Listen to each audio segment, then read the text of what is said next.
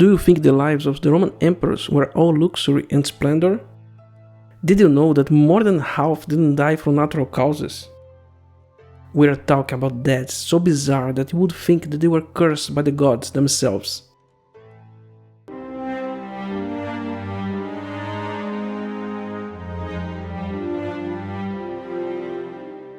Do you remember this scene from Game of Thrones?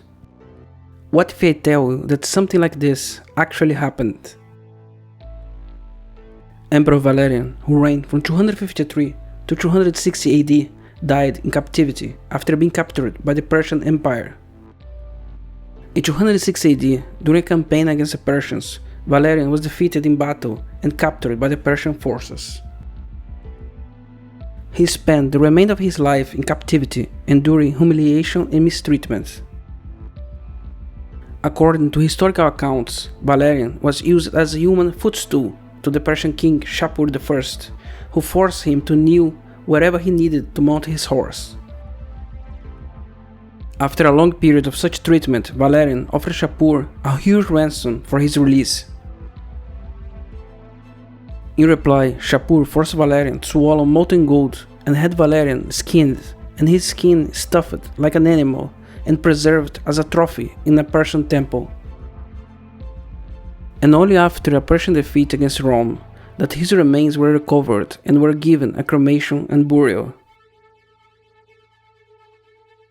The captivity and death of Valerian has been frequently debated by historians without any definitive conclusion.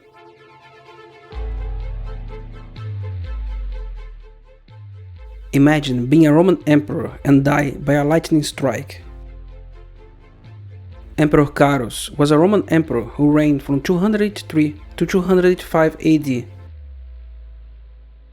He came to power after the assassination of his predecessor and is often considered part of the crisis of the 3rd century, a period of political instability and military turmoil in the Roman Empire. Carus is notable for his military campaigns against the Sassanid Empire, or Persia, during which he invaded Mesopotamia and achieved some victories.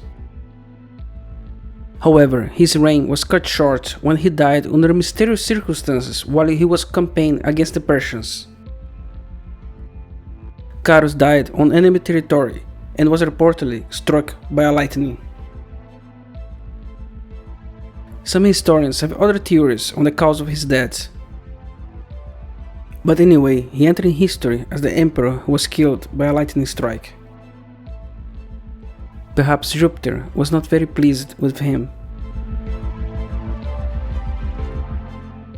He pretended to be a gladiator and ended up killed by one. Commodus, the Roman emperor from 180 to 192 AD, was a controversial figure known for his erratic behavior and extravagant lifestyle. His rule was marked by corruption, political intrigue, and violence, leading to the beginning of the decadency of the Roman Empire. Commodus liked to pretend to be a gladiator and fight in the arena where he posed as Hercules. His adversaries were gladiators who had been poisoned to not pose a threat to the emperor and serve as easy prey to being put to death by him.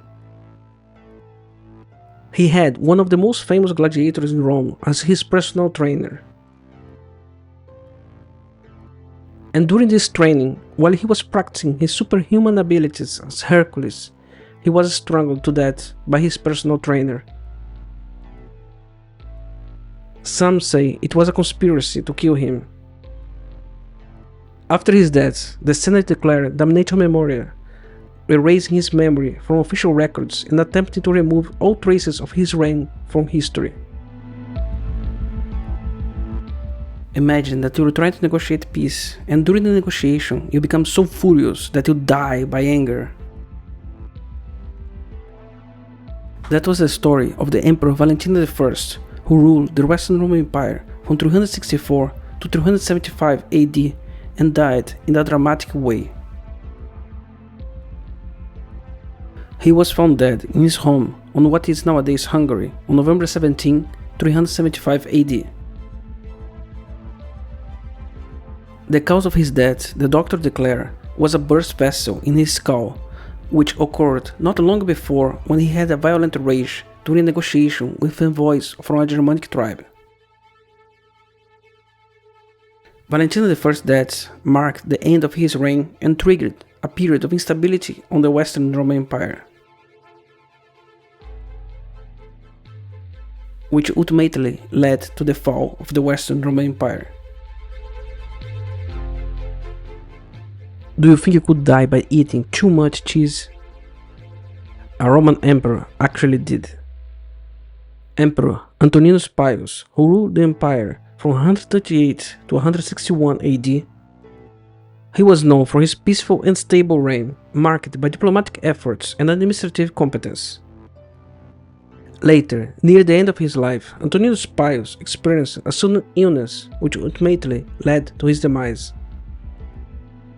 2 days before his death, he indulged in a lavish dinner at his house where he consumed a significant amount of cheese. The excessive intake resulted in severe discomfort and illness during the night. Subsequently, he developed a fever on the following day. Despite his deteriorating health, Antoninus Pius managed to appoint his successor, but eventually dying shortly afterwards. He met his death because he needed to go to the toilet. Emperor Caracalla, who ruled from 198 AD and met his end in 217 AD, had his reign marked by military campaigns, cruelty, and extension of Roman citizenship to all free inhabitants of the empire. On the occasion, Caracalla was traveling to visit a temple in what is nowadays the south of Turkey. After a stop to relieve oneself outdoors, the emperor was approached by a soldier and then stabbed to death. The soldier in question was a guy named Justin Martialis. He was angry with the emperor because not long before, Caracalla had refused him a promotion to become a centurion. Just after the death of the emperor, his murderer was killed as well.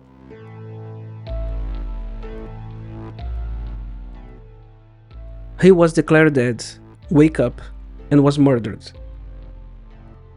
Tiberius, the second Roman emperor who ruled from 14 AD to 37 AD, on the time he was with an advanced age and declining health, which made him vulnerable. His death occurred at the age of 77 on the island of Capri, where he had retired in his later years. One day, one of his slaves noticed that he appeared to stop to be breathing. Once the Praetorian Guards heard about this, they declared his nephew Caligula as the new emperor. But in the middle of this, news arrived that Tiberius woke up and was recovering. And this caused panic among the soldiers of the Praetorian Guard. In the middle of the chaos, Macro, the prefect of the Praetorian Guard, used the situation and suffocated Tiberius with his own pillow. Some even say that Caligula might have poisoned Tiberius, but this is only theories. The fact is that he was dead and Caligula was the new emperor. After his death, the Senate refused to honor Tiberius as divine as they did with the previous emperor. Instead, mobs called to his body to be thrown into the Tiber River, but he was cremated in the end, and his ashes were placed in the mausoleum of Augustus. Killed by a feather. The Emperor Claudius, who ruled the Roman Empire from 41 AD to 54 AD, had his reign marked by administrative reforms and military conquests, including the successful invasion of Britannia. He had several enemies and he didn't trust in his relatives. He was particularly afraid of being poisoned. So after every meal he had and he felt suspicious that the food could be poisoned, he used a feather to indulge in vomiting. And he was not wrong about it. His wife, Agrippina the Younger, wanted her son from a previous marriage, Nero, to replace Claudius as emperor. She conspired with the emperor's food taster and his doctor to kill him by soaking his feather in poison. And the emperor was tricked by the poisoned feather, which he put with poison in his mouth. He died in the early hours of 13th of October of 54 AD. Claudius was buried in the Augustus Mausoleum of 24th of October of 54 AD, followed by a funeral similar to Augustus 40 years earlier. As a bonus fact, let's talk about the peculiar death of the ancient Greek philosopher Chrysippus. He lived from 279 to 209 BC. Chrysippus was an eccentric figure known for his brilliance and dedication to Stoic philosophy. But he is most remembered for how he died, by laughing himself to death. While he was out walking, Chrysippus witnessed a donkey being fed figs by its owner. He then made a joke to his companions. Now give the donkey a drink of pure wine washed down the figs. However, his philosophical humor fell flat. Only Chrysippus himself found the joke amusing. And for some reason, he found his own joke of the donkey eating to be hysterically funny. Chrysippus laughed uncontrollably harder and longer than anyone had before. He literally laughed himself to death on that street on that day. The great thinker drew his last breath while helpless in a fit of laughter, collapsing on the ground from lack of air until he stopped to move.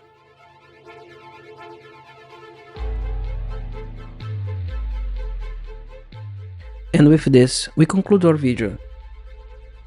We hope you like it. And don't forget to like and subscribe to keep bringing you more of this type of content. Thank you for watching. Tibi graças a Go Pro Vigilabo.